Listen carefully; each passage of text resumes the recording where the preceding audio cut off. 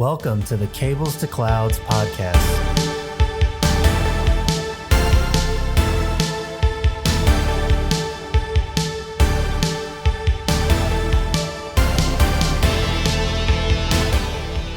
Cloud adoption is on the rise, and many network infrastructure professionals are being asked to adopt a hybrid approach. As individuals who have already started this journey, we would like to empower those professionals with the tools and the knowledge to bridge the gap.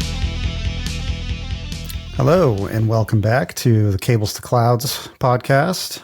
Today we are talking about ONUG with a special guest, Nick Lippis. But before we get to that, we're going to cover some bi-weekly cloud news for you guys. So let's jump right in. There was actually a pretty big announcement from Azure about removing the default outbound access for VMs. What do you guys think about this? Tim, you got any thoughts? This is one of those things where, you talk about all the things that are different about the clouds, like between the clouds. And this was always one that Azure could hold up as like, this is a very Azure thing. This is like the first one people point out. Yeah. So internet access is just implied. You don't have to do anything. It's already there. It just works, right? Yeah. I think it's overdue, honestly. It's overdue, right? It needed to happen. But it's not 2 years. I mean, they're not doing it for 2 years. And then they say something about being targeted for like new customers, like legacy customers might keep it longer or something like that. I'm not sure. Yeah, I don't know if I saw that, but I do think the 2 years thing is really good. I think, some other providers might have pushed that way quicker than 2 years. So I'm happy to at least see them give people more time. I mean, there's people still out there running Windows 98. I mean, I feel like you got to give plenty of notice when it's basically saying like, hey, this thing that used to be free, we're going to start, you have to use these other, paid services to enable that, right? Because like NAT Gateway, it's a service you're paying by the hour and by data transfer. So this, that could be pretty crippling for some customers, depending on how they're using this free internet access today, right? So yeah, it's a big architecture change too. Not much to say beyond that. It's a big change for Azure. 2 years. I mean, 2 years should give everybody time to do something about it, but everybody's got to do something about it. All right. We have the now mandatory AI topics that we have to cover every episode. So we got two articles here, right? So data centers aren't ready for AI. I guess we'll just talk about them separately. So to me, this headline's kind of obvious, right? It's like we know that people are not ready to have AI workloads, and I think there's a big scramble here going on everywhere. Chris, what do you think? Yeah, I mean, I think it just kind of plays back to, I mean, we've had episodes already talking about these things, right? Talking with, like our episode with Peter Jones and even Will Collins, right? Like the way these things are being consumed is changing, and like the network has to keep up, right? Because now like these GPUs are operating at these rates that, the network oversubscription is finally being put to the test, I feel like, right? With these new, very data intensive workloads. So, I think this just speaks to something that we've seen coming. So it's good to see, some backing for the things that we've been talking about. But yeah, it's so predictable at this point, right? Yeah, I want to see who's going to win the GPU fight. Will it be the people building AI workloads, or will it be the crypto bros? I think they've already lost, man. Yeah. Hopefully. I mean, it's exacerbating a problem that already existed, right? We've talked several times about the silicon shortages, and this is just leaning straight on, like right into it even more. Yeah, not to mention this one calls out like a lot of the elements about like power and cooling, right? And then like the power and cooling, like because that's, you got to be able to power all this shit, right? So that's I think the last thing that people really worried about when talking about this stuff.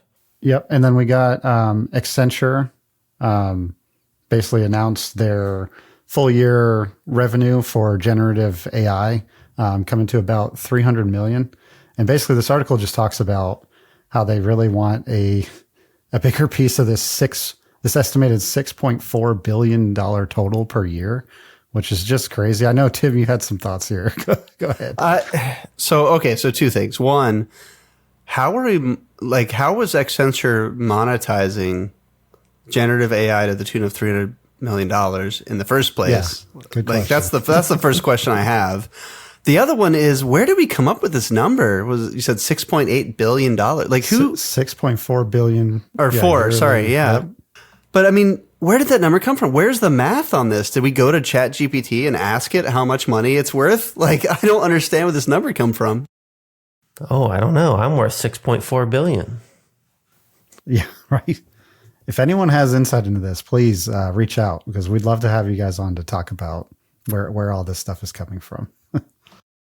Yeah, definitely. I mean, cool, good for them. I mean, if they're getting the money, I mean, dude, it's a gold rush, right? Like, this is exploded into such a gold rush so quickly, even faster than cloud. I think it's just a logarithmic explosion at this point. Every time there's a new technological advancement, like, it's a logarithmic expansion into it. It's just so hard to avoid, right? I mean, it's feel like this is it's definitely the start of a paradigm shift, I feel like, right? Like, things are changing. There's been a lot of trends and things that have fizzled out over the last few years, but I don't know. This one, I mean, I'm happy to be wrong, but this one feels like it's sticking, right? This one feels real. It's so new, and there's such a ceiling yet that nobody actually. It's almost like, and it's not right, but I'm gonna sound like the prepper and the like the prepper in the group again, because I'm harping on that. But like, the ceiling, it almost feels like a singularity style ceiling where, like, we literally cannot see beyond. Like, what does the end of this road look like? You know. All right. We now have the beginning of a competitor to Starlink, it seems. Amazon's Project Kuiper launched their first 2 prototype satellites. This is pretty cool. One thing that Chris and I were talking about earlier is it looks like Kuiper satellites are actually lower in orbit than Starlink's, which is just, I don't know, an interesting fact. For some reason that stuck out to me.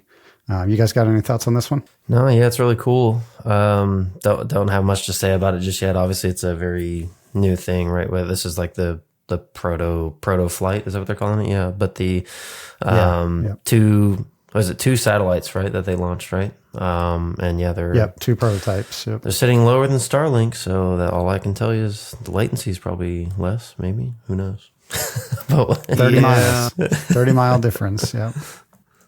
It's interesting because, like, you know, well, Amazon has always been a really early adopter of transport technologies, right? Like, their 5G, they leaned straight into 5G with Sightlink. As soon as 5G was basically ratified as a standard, they're already out there building shit, right? So this seems like a natural evolution of that same strategy. Mm-hmm. And we don't have it on I don't think we have it on the news, but we probably should have, because I saw I didn't think about it before just now, because while Amazon is muscling in on Starlink, we've got Tesla talking about muscling in on AI, like building their own AI stuff. I saw an article on that earlier today. So it's kind of funny to see these guys compete. Yeah, lots of interesting things happening. All right. This is a pretty interesting report. So there was a report on the experience of women participating in the IETF, or the Internet Engineering Task Force. I've seen a few discussions on this on Twitter, X, but it doesn't seem to be getting a whole lot of traction. But there are definitely some polarizing opinions out there about the IETF. I'll say that. Yeah, color me surprised. A very long-standing group of mostly old white men aren't that welcoming to women into their cliquey organization, right? Yeah, it's because what it says, like, I mean, women are like less than 10% of the IETF, right? And it's, yeah, I think they said like right around 10%. Yeah, honestly, I'm amazed it's that high. Yeah, I was actually surprised it was that high. Yeah, but in a good way, I guess. But yeah, it's bittersweet. Have either of you ever tried to join any of the mailing lists or anything? Because I saw Pete Lumbus talking about this, and his experience pretty much mirrored mine, which was, it's very if you don't cliquish. already know someone, it's like you're just sitting there reading emails. Yeah. Dude, it is a popularity contest, and that's all, and that's it, and that's all, right? Like, the IETF has a long history, and there's a lot of really big names whenever you read the RFCs and all of this, right? But yeah, it's very cliquish. My understanding is that it's always been very cliquish. It's very much a popularity contest type of thing. It's everybody kind of arguing to get their names on the RFCs. Like, it's exactly pretty much what you expect, right? And so this surprise, or rather this report, is in no way surprising. I really need my shocked Pikachu face for this one. Yeah, I mean, I think they close this one out saying that there's this commitment from the IETF to diversity, inclusivity, right? So, and they're saying that they hope to take some feedback from this report to actually change things. Whether or not that's going to happen, who fucking knows? But I hope they do. I think the IETF is a force for good. So I know I just pretty much tore them all apart, and hopefully they'll forgive me for it. But I mean, it kind of needed to be said, to be fair. But I do actually hope that for once somebody will actually take the feedback and do something good with it. Yeah. Well, and it's like, I always compare it to, if you look at like the compute kind of field where they have like the Linux Foundation, and they have like just giant standards bodies, much more agile, so many more projects going on, so much more support. Like, I wish that the IETF was more like that personally. But all right, cloud regulation issues. So we know this has been coming for a long time, right? People are going to start kind of trying to regulate more of the clouds, especially like these hyperscalers that are just getting too big. This article basically is just talking about the mess that this is going to cause, and like all the issues that are going to come along with any kind of regulation being put here. Yeah, but again, this is another one where I feel like it's probably overdue to some degree. I mean, people always say okay, regulation stymies innovation, right? Yeah. Innovation. You can't innovate because we're regulated, but like, a lot of times some of that innovation that comes as a result of no regulation is like the kind that you really want some regulation to take care of. So I'm curious to see which way this one goes, which side this domino falls. And then to wrap it up, so CSPs are starting to provide their own training programs. This is actually very interesting to watch. We got links for AWS and OCI. They basically launched, they're two separate things, but as I was pointed out to earlier, they actually both cost the same. So they're right around like $7,500 a year. These are interesting. There's a lot of weird numbers in these reports, and it'll be fun to watch to see how many people actually attend these things, I think. Yeah, the OCI one looks cool. Like, it looks very lab intensive. Like, it's a whole labbing kind of platform that they're offering. I'm confused about the pricing. Yeah, there's this me too kind of it's like, even if I look at the pricing package, I'm not fully getting which one you would want to have for this lab package, because there's different price points, different names of things, so that could be a little bit more clear cut, I guess. But yeah, it's I don't know, man. It's also weird to hear what the CSPs think are cost effective in this realm, right? If you're not a person that's established and has a pretty long-standing career in technology, I don't know how you're affording this out of pocket without some type of payment plan type shit. But then it's like, I don't know. It doesn't seem quite attainable for a lot of people. It's not aimed at like a person trying to learn and get a job in the cloud industry, the same way that Cisco U is not really targeted at somebody trying to get their CCNA, right? Like, this is really meant companies to pay for, right? Yep. This is meant for the VARs. This is meant for the enterprises. This is not meant for somebody to open up their checkbook and go stroke a check and get access to this stuff, right? I'd have to look into this more, but I just kind of skimmed through the AWS one, but it seemed very entry level anyway. So it's like, for that money, for that kind of money, for that amount of money. Like, and they include 2 vouchers, but they're like for like basic level certs, like CCP or something. Yeah, right. It's really weird. So I don't know. It's something to see. I'm sure it'll change over time. and we'll get more details as it gets closer. Well, and what are they going to do with not so much I hesitate to say programs because, like, for example, look at Azure. Azure's the odd man out in this one, notwithstanding GCP, which also has some kind of I haven't done the GCP thing, but Azure has a more or less free training track. Yeah, they do. Yep. And it's actually not bad. Right. It's got labs and stuff in it too, right? Yeah. I mean, but even AWS and I don't know about OCI because I never, candidly, I never tried. But AWS had at least a good amount of material available that was for free. Are they going to roll that away or I'm curious? There used to be a lot of stuff in Skills Builder. Is that what it was called? Skill Builder? That's the one. AWS Skills Builder. Yeah. Yep. Some of it's free, but I remember I've gone back to like look at some courses that I've seen before and I'm like, oh, I remember that course being good. I'm going to go back and watch this section. And then it's like either gone or now it's a paid thing. So yeah, it seems like there's like quite a bit of flux there, which is kind of weird. I'm not surprised. I mean, like I said, Cisco, Juniper, like all the original, like the OG network people have been doing this type of setup for a while. Although Cisco U is kind of a newer thing, right? But like the general idea of some kind of paid training, it was probably it couldn't last forever to pull people in. They're going to try to monetize it now. All right. So that's going to wrap up our biweekly cloud news section. So we can dive into our episode, which again is we're talking about ONUG with guest Nick Lippis. You guys have any thoughts on this episode before we dive in, Chris? You got anything? Yeah, I mean, this was fun. I've been a follower of ONUG for several years, right? And it's it was really good to get. I feel like Nick, he's seen a lot, being a co-chair of ONUG, right? And we kind of gives this take on the state of cloud networking, which is obviously very relevant to us.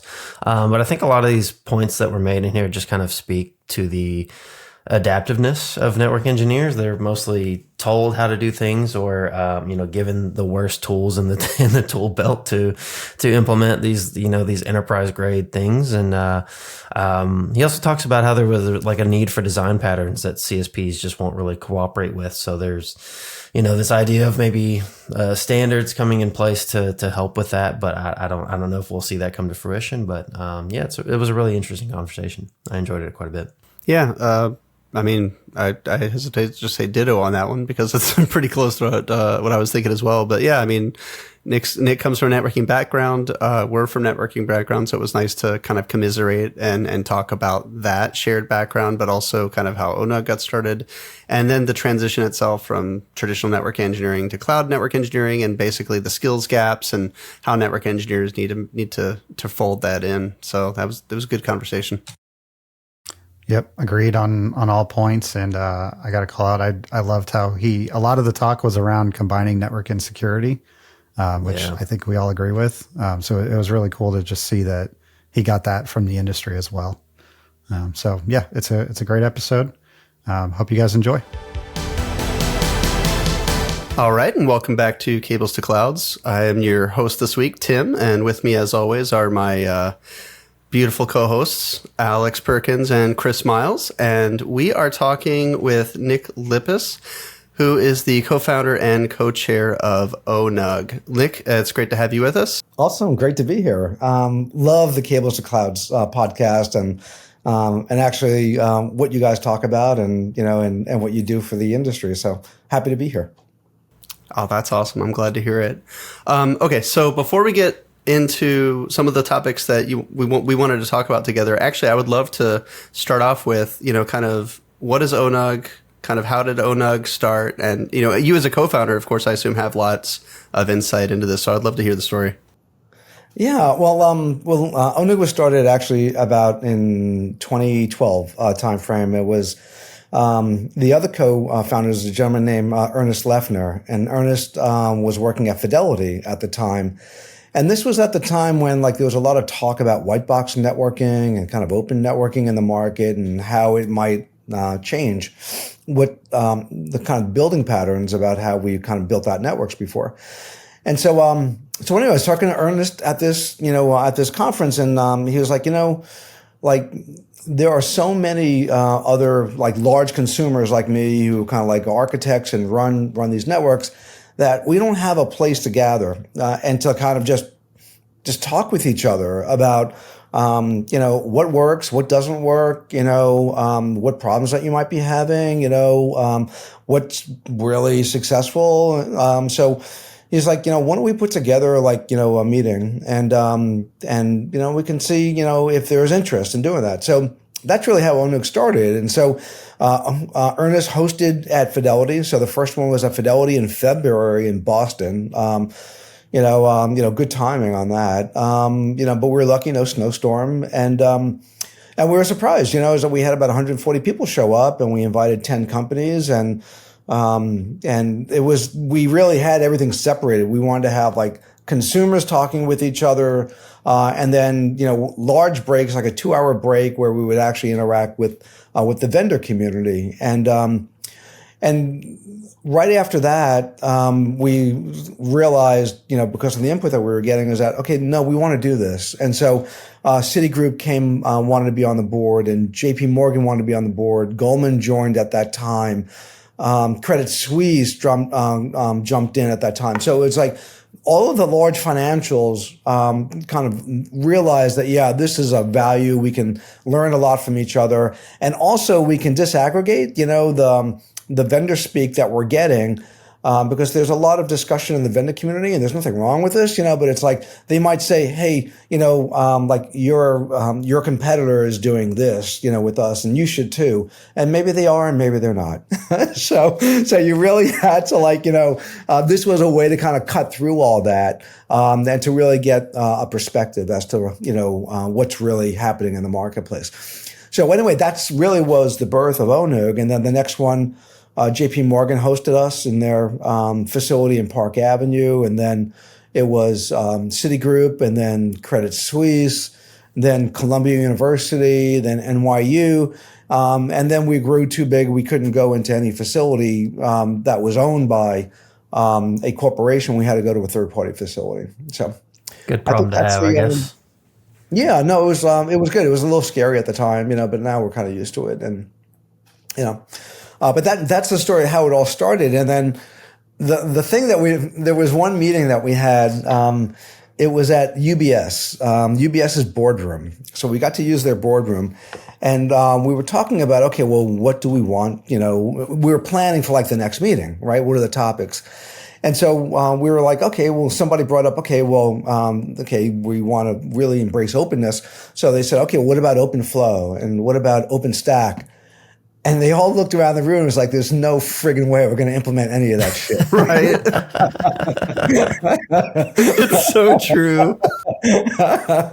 None of that. Amazing science project, right? Amazing science project. None of it was enterprise ready. At all. And also there was no use cases, so that was the first meeting where it was like, okay, we're not going to talk at all about any of this stuff that the vendor community has been really kind of pushing everybody towards. Then they started kind of focusing on things that were really important, to them. And at that time, it was trying to get away from, almost like the name of this podcast, getting away from kind of cables or hardware infrastructure into more software, and so then it was around virtualization. It was soft bridges and soft routers, and just the whole virtualization, part. And then how can we move down that road? And then that's really where, kind of ONUG started to really focus on, just it's the needs of the community that kind of drove the agenda. Did you guys always have, you have two conferences per year, right? Has it always been like that? Yeah, actually, Alex, this is our coming up in fall in another couple of weeks, and we're going to be in Manhattan. That's our 24th, and so we've been doing 2 a year. Before the pandemic, we were doing 3. We were going to London. And wow. We did that twice, and they were actually really successful, but we haven't gone back. So that was crazy, actually. So, in 2019, it's Halloween. So we have a really great ONUG Fall. It was our biggest one. It's we thought, okay, we crossed the chasm and this is about to really explode. Right. Then we get this, I get this text. Oh, I forget Chris's last name. He's really big into containers, a member of the community for a long time. But anyway, so he lives in London, and he, was really trying to get us, to come to London. Bank of America was hosting us. So we got this facility, and then I get a text on Halloween night. So we're supposed to be there December 15th.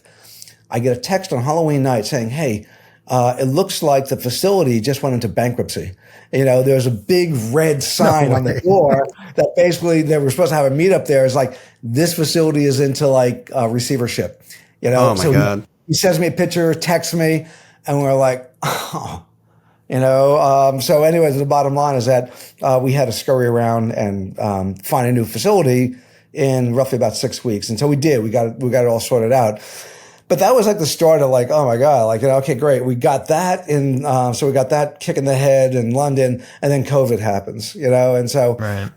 We're hoping that I think we're back this year to that trajectory that we were on right before the pandemic, So When did you do the? I guess I could probably go look this up, but I'm curious. First of all, when did you do the one in London? What time of the year? Because spring and fall, was that a summer or was that a winter? Usually a winter thing. December 15th. We love London during the holidays.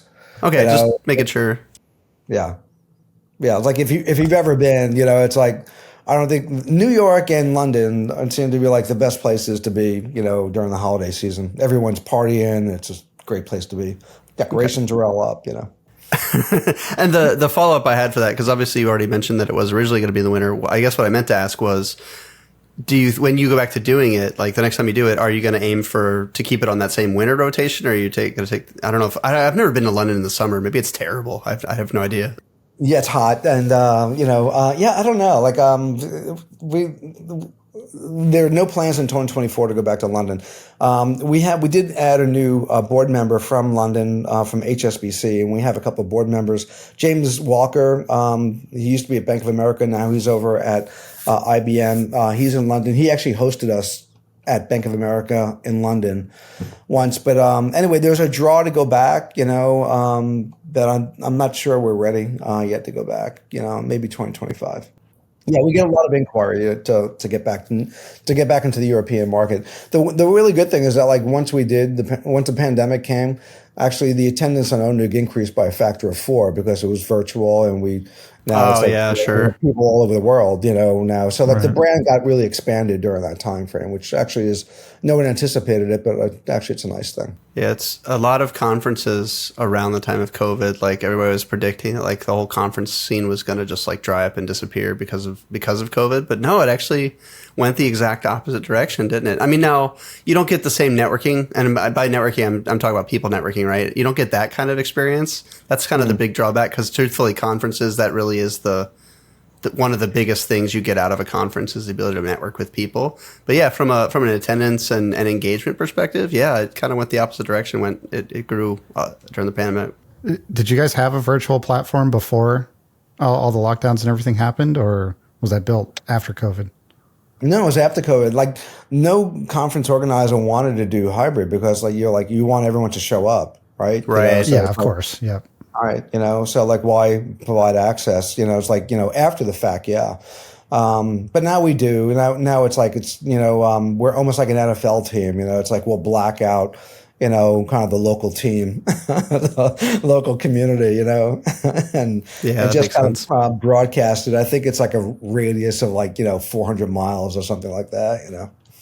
Yeah, it's not even providing a virtual component isn't just a button click, right? It's not that easy. There's a lot of coordination that goes into making that happen, and try to keep someone engaged in person is much easier than doing it remotely, right? So yeah, it's not like it's a silver bullet by any means.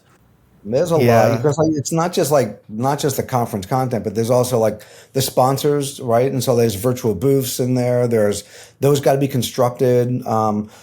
People go online. There's problems that they have. Tech support, is needed for them. Also, the one great thing that I think came out of doing the virtual piece is that we knew we needed a moderator or moderators. So we started doing MCs. That would I kind of equated it to Best in Show, the movie. It's I love that movie.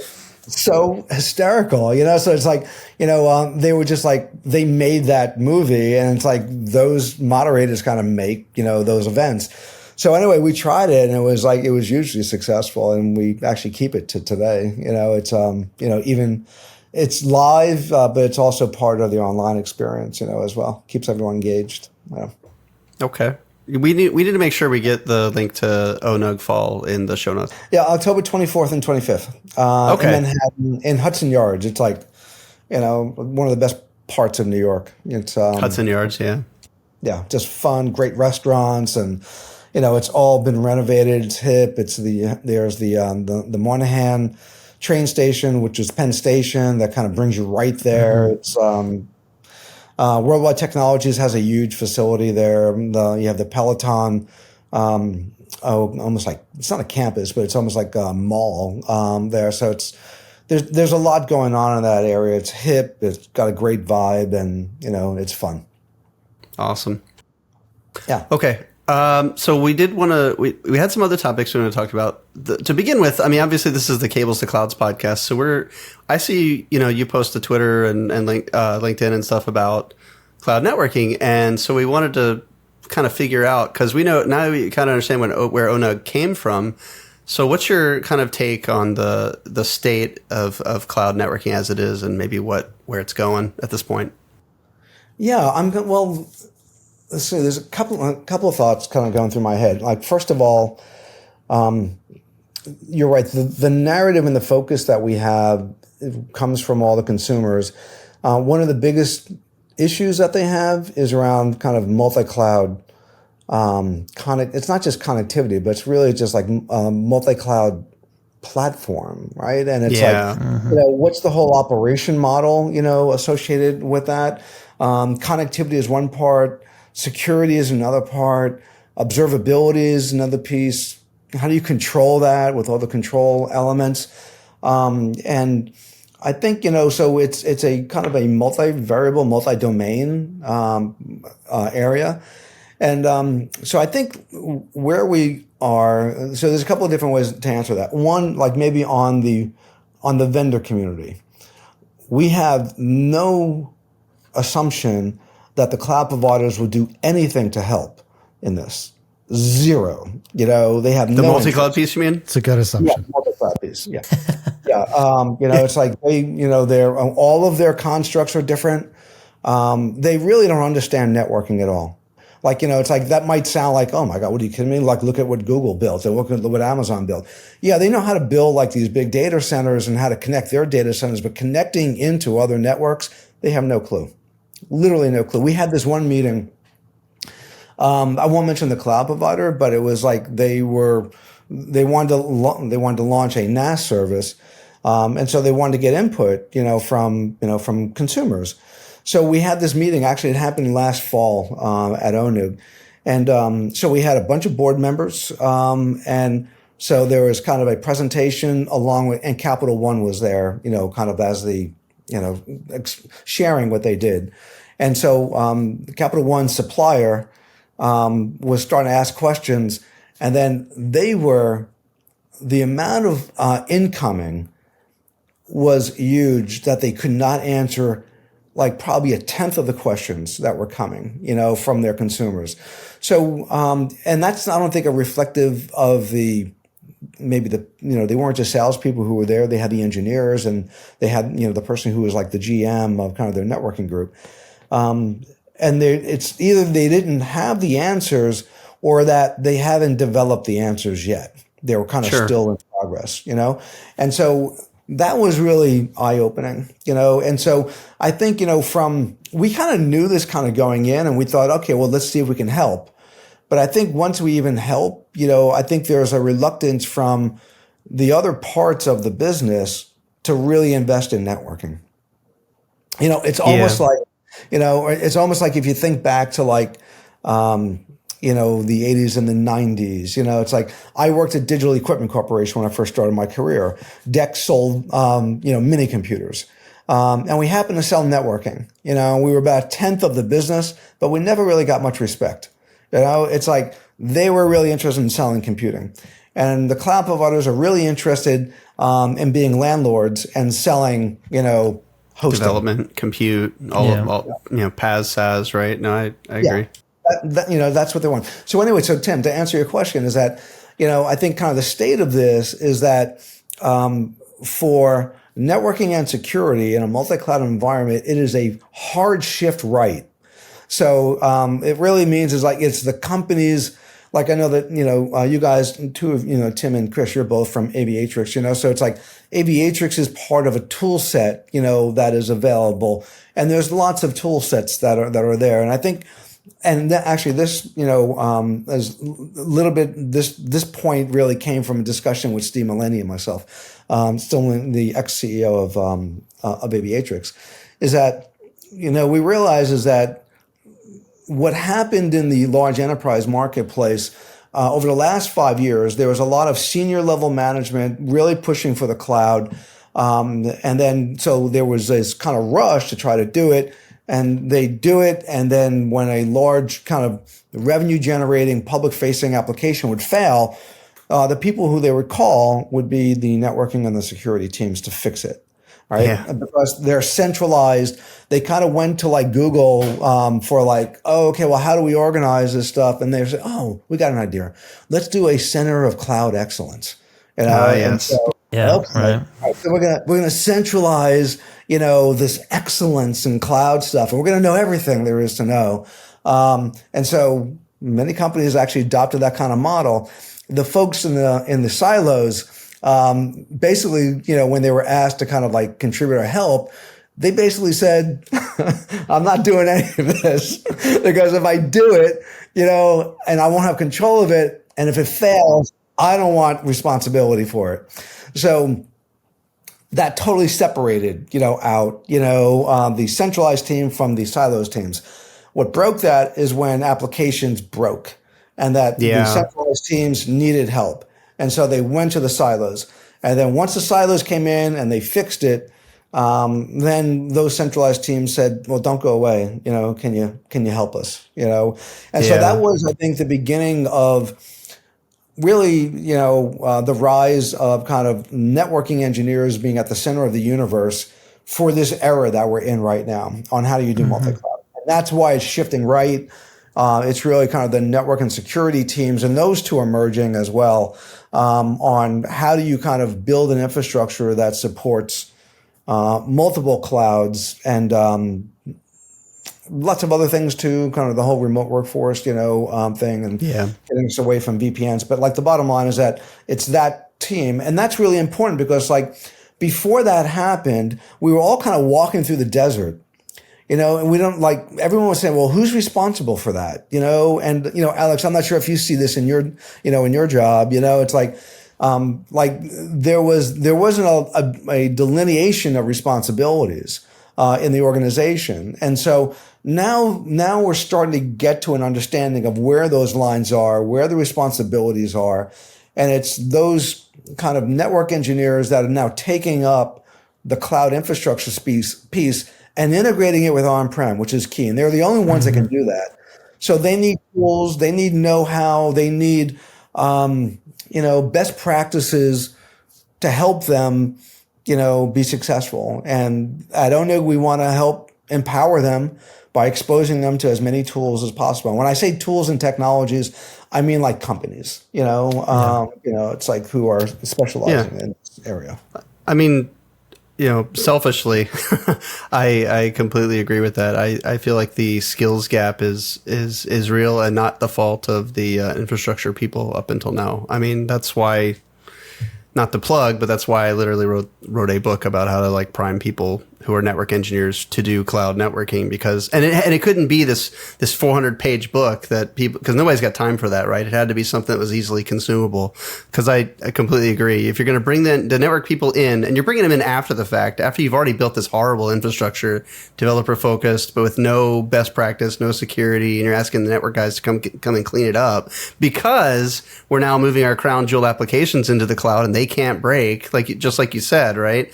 The network engineers didn't spend the time learning the cloud because, hey, you've already got your cloud center of excellence. We're going to be over here.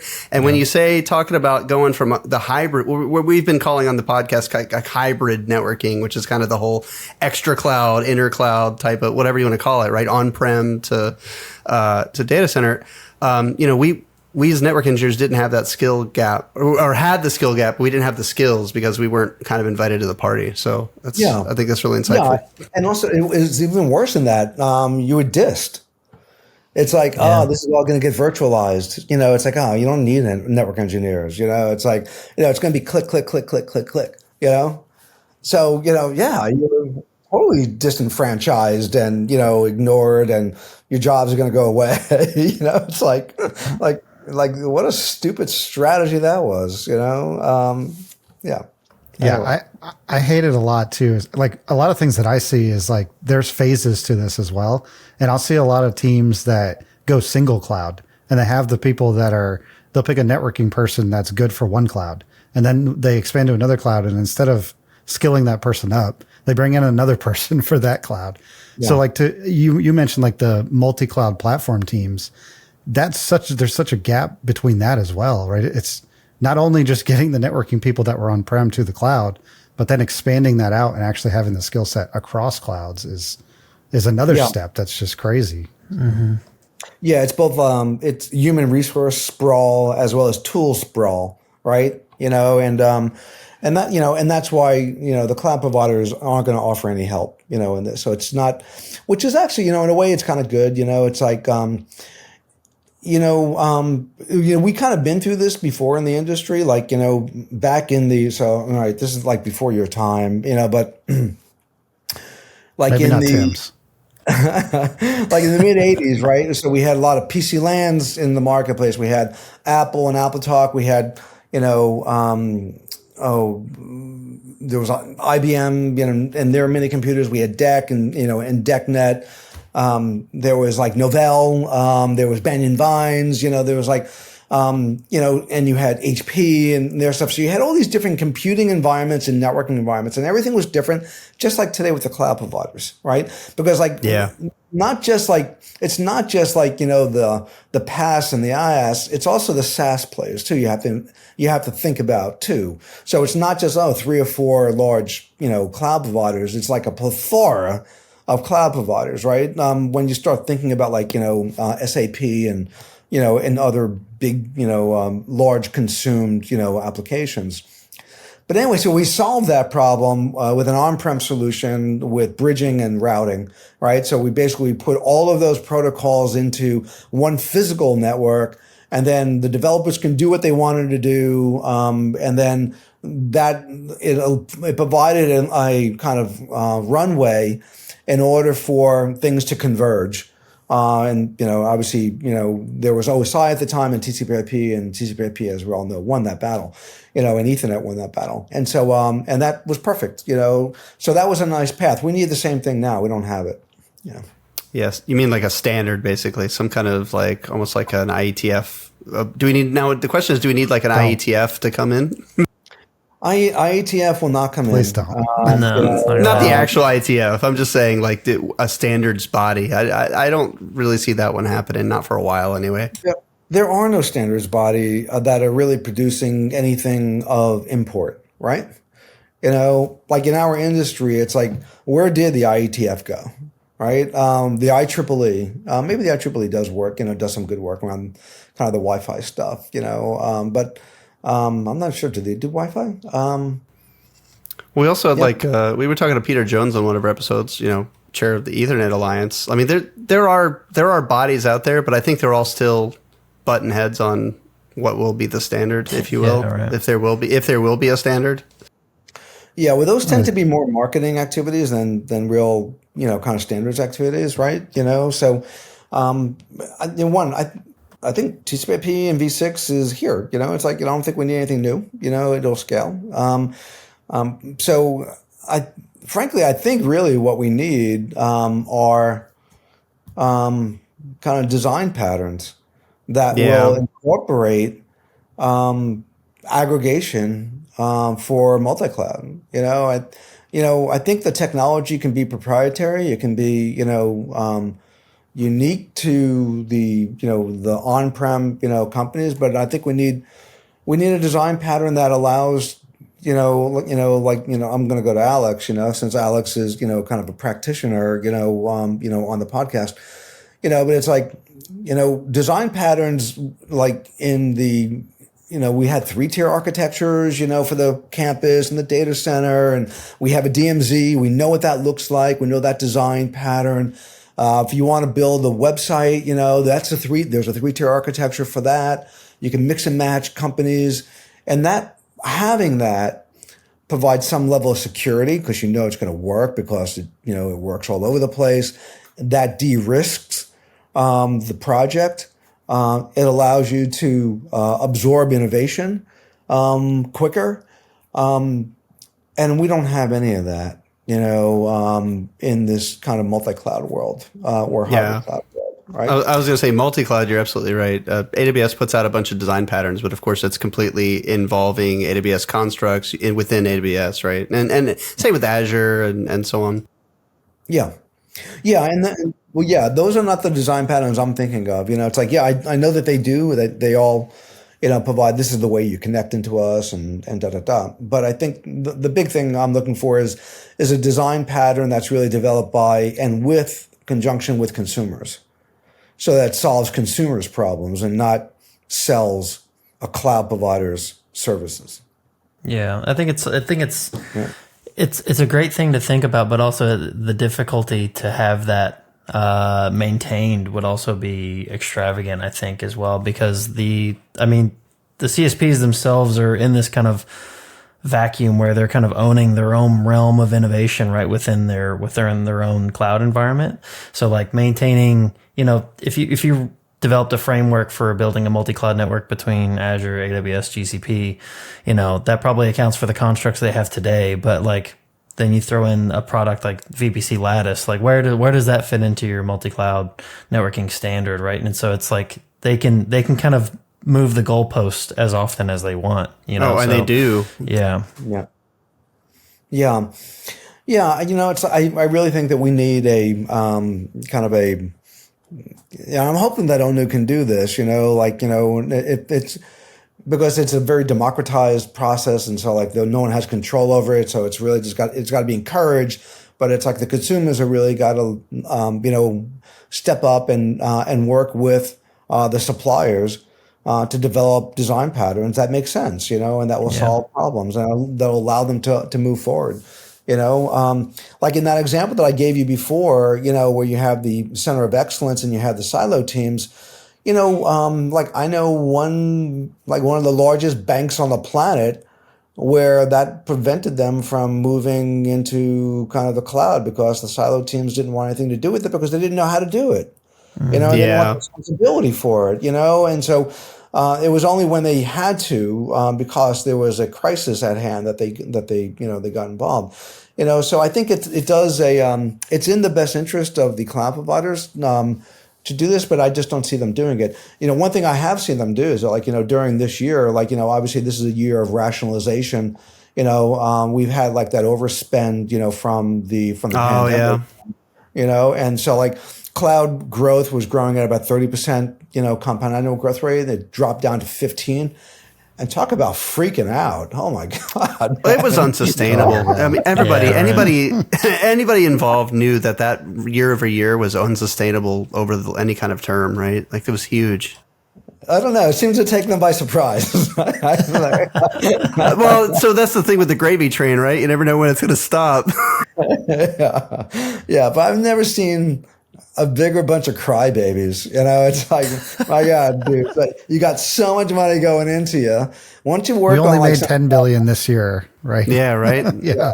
Well, it's a negative growth from last year. We made $40 billion last year or something, right? So, but yeah, I mean, you're right. They went off and all the CSPs did huge layoffs. I mean, lots of cloud vendors did just massive layoffs. Yeah. So, I don't know if it was strictly from overhiring. I mean, I think people did overhire during the pandemic probably because they saw the year over year growth and they thought we have to scale to meet it. But that's the problem with scaling to meet it is eventually the road's going to run out. And yeah. Yeah, well, in the networking industry, we've had that before, but like we didn't have it like to that level. That level is crazy. It's like I am. So I know one other point. It's like there was I can't mention his name, but kind of real senior level exec, IT exec, and we were kind of talking about this, and he was like, it's like we had this meeting, with a bunch of folks from Google about kind of our applications and how we need them to be supported, and we'd like to work with you and kind of move them into GCP. He goes, well, I think you're just going to have to rewrite all those applications and using our constructs. I mean, don't get me wrong, lift and shift sucks, but come on, be realistic. Fortune 100 company, Yeah. And was it a financial? You said it was a bank or something? No, logistics. Oh, sorry, I missed that. Oh, logistics. Sorry, I was thinking it's because you kept mentioning banks earlier that I got like banks on the brain. I was thinking of the fact that like any kind of financial is going to have the oldest applications running on AS400 and God knows what. I can't imagine trying to refactor all that. I'm sure they do, but also it's not, that message wasn't being told just to this one company. That just talks to like how the CSPs view the world. Is that like, hey, listen, we are going to be like that large, sucking sound, and all your IT is going to come into us, and we're competing for like that market share. Yeah. And I think now there has been clearly a rethinking, of that, that, you can't relinquish control of these assets, because all business is digital business, and and so you need control over that, and there's no trade-off for convenience versus control, right? It's convenient maybe to kind of put some applications, write your application, put them in the cloud, but if you lose control, you're going to make you're not going to make that trade-off. You're just going to keep them in-house, Do you think we're going to see more trends like Target and Walmart kind of building their own like private cloud and on-prem burst cloud up or something? Yeah, because I think Target was the one who was speaking last year at ONUG events, right, about this. Yeah, that's right. Was it last year? Yeah. I think it was in 2021. Yeah, 2021 Target presented. Yeah, no, I do. When I do see a shift, right? I think that's, clear that's happened. You've seen the slowdown in the growth in the cloud providers. I think, AI also offers an opportunity, to like rethink and reinvest. And I think, it's interesting too. I just got this, from, kind of a CTO of like a large defense builder, and he was talking about, the security concern that he has with AI is that he doesn't want, his team or even his executive management team typing questions into something that those questions are stored off of his site, because they open up the vulnerabilities that they're experiencing right now, and they don't want those vulnerabilities shared, and Yep. It's little things like that, that will force companies to build their own infrastructure. So I'm not sure if we're on maybe in the beginning of a kind of a shift, right, where the pendulum is starting to shift that way. It clearly has. I'm not sure how far it's going to go. There's a lot of value in the cloud providers for sure. But I think there's a lot of problems that they're not willing to solve, and I think that's frustrating a lot of people, a lot of their customers. Well, I mean, we've been saying the future is hybrid on this podcast for a long time, right? Like, you're going to run workloads where they run best, where they make sense to run. If you can refactor or even start from greenfield and write your app for, whatever cloud construct, and it's going to run great in the cloud, awesome, you're good. If you're going to run something on an AS400, that's always going to run better in your data center. You're not going to want to either spend the money to refactor it, or you're not going to want to lift it, shift it into the cloud. So we think the future is going to be some version of both of those things. And if we can ever get on-prem cloud to have that same kind of experience that you can get in public cloud from a usability perspective, just spin up and spin down perspective, I think that'll be the best of both worlds. So, before we're almost out of time, but I really wanted to give you a chance to talk about the kind of the operating model kind of you'd mentioned when we were talking about this, you wanted to talk about kind of the operating models being in flux based on, how things are changing. So I wanted to give you a chance to talk about that. Yeah. So I think there's a couple of inputs, into I think why a lot of companies are rethinking about how they organize IT.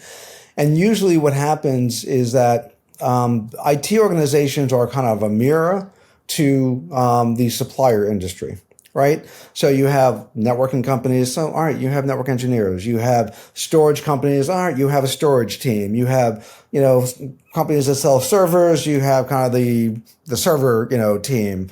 The applications, you have the application, team. So it's usually kind of a mirror image that way. But like now, okay, with both, technology consumption models changing. Cloud delivery is like one of those, but there's others. Like cloud delivery is a good example.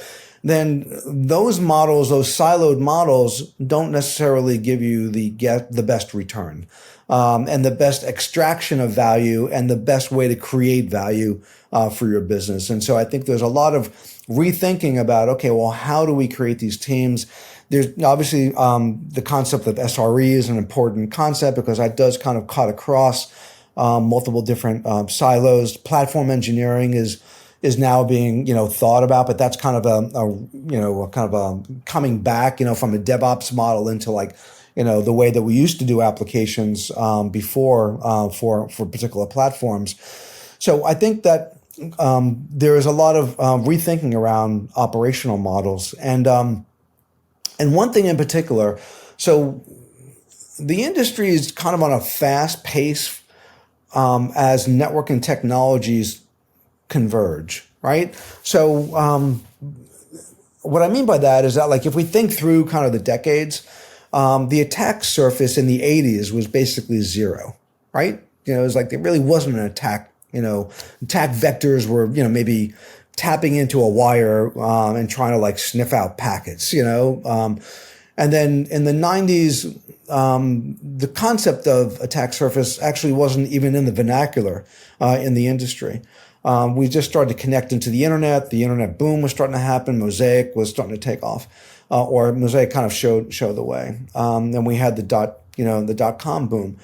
And then we start to see, the attack surface starting to really expand. Then in the 2000s, that attack surface friggin' exploded, right? And that's when we had, Palo Alto Networks goes public in 2005. We also have the first time CISOs are introduced into the organizational structure, of IT. Before, it was really just networking teams. It was like in the 80s, it was a telecom team. In the 90s, It was the beginning of a networking team.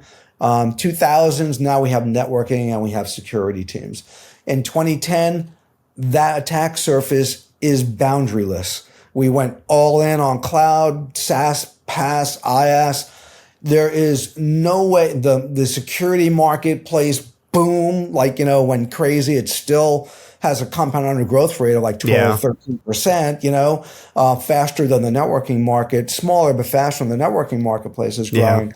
But every time there is a new attack vector that opens, that's an opportunity for some VCs to invest in a couple of companies to try to plug that. That poor little boy that's been putting its finger in all those holes in the dike can't do it anymore. It's like you need a different, approach to this. And so as we're into the kind of 2022 timeframe, now there's a couple of things that are happening when both the networking and technology stuff is coming together. So from the vendor community, we're seeing mergers and acquisitions starting to happen. Obviously, we saw Cisco and Splunk last week, but this was going on well before that. Palo Alto bought it's not VeloCloud. It might have been. Palo bought, was it CloudGenix that they bought? CloudGenix, yeah, Kumar's company, CloudGenix. Who else? I'm sorry, the kind of having brain difficulties. But anyway, so there was already the teeing up of networking and security companies coming together. Cisco did a big one with $28 billion with Splunk. So we have mergers and acquisitions happening, and then we also have most of the new products and services that are coming out from the vendor community that are kind of network related are integrated networking and security. Right. They're kind of, they are just tightly in there. The whole new NAS market, the new way to do networking, that is, security is not an afterthought. It's built into it. 5G is built into, networking. So we're seeing new products and services where those are totally converged. And then on the consumer side, what we're seeing is two things: big transformation projects. So as we start to get network and security more tightly integrated, the whole cloud infrastructure and integrating with on-prem, that becomes a little bit more feasible because like the biggest problem that most people have, networking and security. All right. So that's a big transformation project impacting a really big market. The OT market and IT integration, we've been talking about that for decades. It's finally starting to happen. Massive, large number of, OT devices, like 15 billion devices, and there's only 5 billion people who are connected to the internet. So we see a factor of 3 there. And those devices were always like air gapped, so now bringing them into the infrastructure, microsegmentation plays a role there. Zero trust plays a role there, as well. And then organizationally, so now we've invested heavily in SOARs and SIMs and security data lakes, observability on the networking side. And I think what the Cisco Splunk thing represents is the culmination of a security data lake and kind of a data-driven operational team that is cross-domain. So where NOCs and SOCs converge and become transformed, hopefully, I think AI enabled into like incident response centers, and so it's almost absolutely. I think so. The goal being lights out operations, right? If you can, but that's kind of the goal there, and I think that's all of this is really stemming from the integrate or the convergence of these two big markets, and it may just be the networking.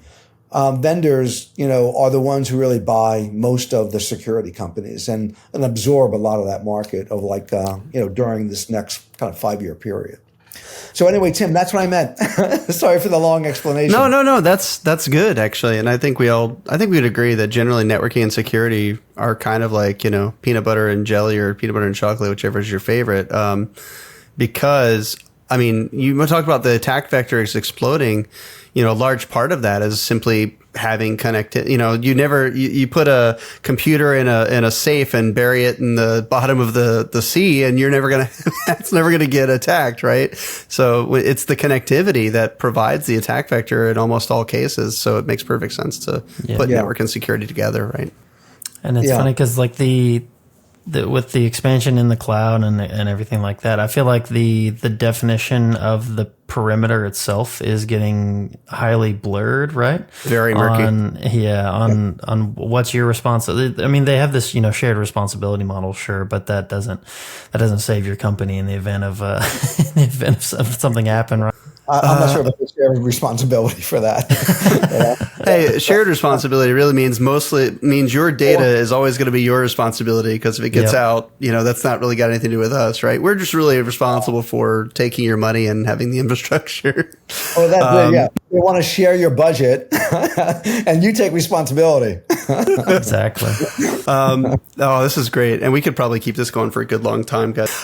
Any closing thoughts, guys, before Chris, Alex, before we wrap up with Nick? No, I mean, it's funny you mentioned so much about the network and security teams, because I was going to make it a point to bring that up, and I didn't even need to. So really, this was awesome and echoes a lot of my thoughts. And like Tim said, we probably could have talked for hours more. So this was great. Thanks for coming on, Nick. Awesome. Yeah. You're welcome, Alex. Thank you. Yeah, absolutely. And I think we touched on a lot of points here that really speak to the kind of like adaptiveness of network engineering. And it's always like, we're always given the worst tools in the toolbox, but we make it work, right? So it's I think we've shown that a lot here. Is there any kind of call to action that you want to send out for maybe vendors or something like that to reach out and be a part of ONUG? Because obviously I think that's a huge opportunity. Yeah, it's like one. I'd like everyone to come and to attend ONUG. It's like it's open to the obviously it's open to the public. We want to get as many companies involved as possible, because like every company that comes in, that's another tool into the toolbox of network engineers. So the more that we can expose them to a wider range of ideas, the more successful they're going to be.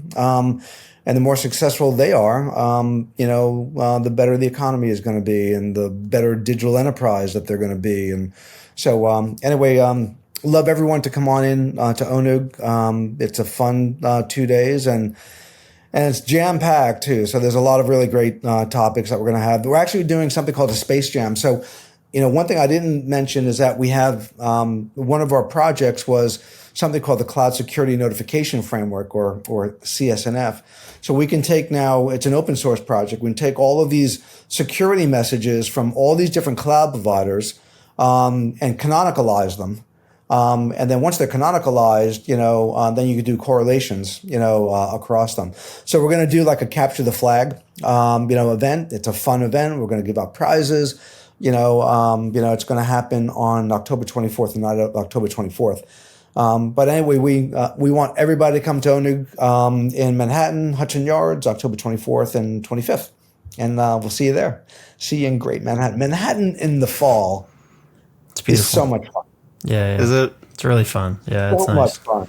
It's like the weather is great. The drive-in, it's peak foliage season, so it's like quintessential autumn, in the kind of Northeast. Great time. That sounds really cool. That's awesome. Yeah, we'll make sure to get some links from you, and we'll toss them in the show notes. So if you're interested in maybe attending or looking further into ONUG, we'll check the show notes and we'll have those in there. Awesome. Yep. Yeah, it's just onug.net. Just come on in. Okay. Excellent. All right. Well, we've been talking to Nick Lippis about ONUG and all of the other things that we were talking about today. So if you liked what you heard, go ahead and find us on YouTube, smash that like button, find us on all of your favorite podcatchers, and you can listen to us there as well. Thanks for joining us this week. Take care. Thanks, everyone. Later, guys. Later.